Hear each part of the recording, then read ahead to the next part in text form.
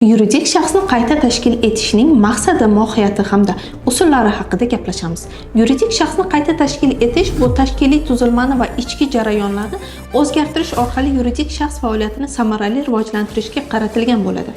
Maqsadi yuridik shaxsning tashkil etish shakli, ichki tuzilishi, faoliyati, yo'nalishlari yoki kapital tuzilmasini o'zgartirish orqali samaradorlikni oshirish, bozor sharoitlariga moslashish va raqobatbardoshlikni ta'minlashga qaratilgan bo'ladi. Mohiyati esa shaxs faoliyatini davom ettirib yangi tashkiliy shaklga o'tadi. Masalan, aksiyadorlik jamiyatidan mas'uliyati cheklangan jamiyatga qo'shilish, bo'linish yoki konvertatsiya shaklida.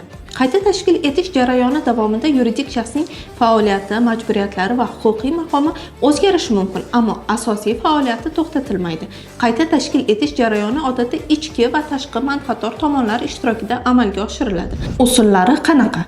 Demak, korporativ strukturani o'zgartirish, masalan, bo'linish, qo'shilish, aksiyadorlik kapitalini o'zgartirish, ichki nizom va boshqaruv tizimini qayta ko'rib chiqish, yuridik shaxsning nomi, tashkil etilish shakli yoki boshqa tashkiliy xususiyatlarini o'zgartirish.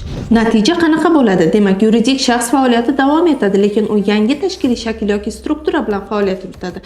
Normativ asoslari esa qayta tashkil etish jarayoni tegishli qonunchilik, masalan, tijorat tashkilotlari to'g'risidagi qonun, fuqarolik kodeksi va boshqa normativ huquqiy hujjatlar doirasida amalga oshiriladi. Ushbu masalada sizga huquqiy yordam kerak bo'lsa, bizga murojaat qilishingiz mumkin. Siz bilan advokat Tursonova.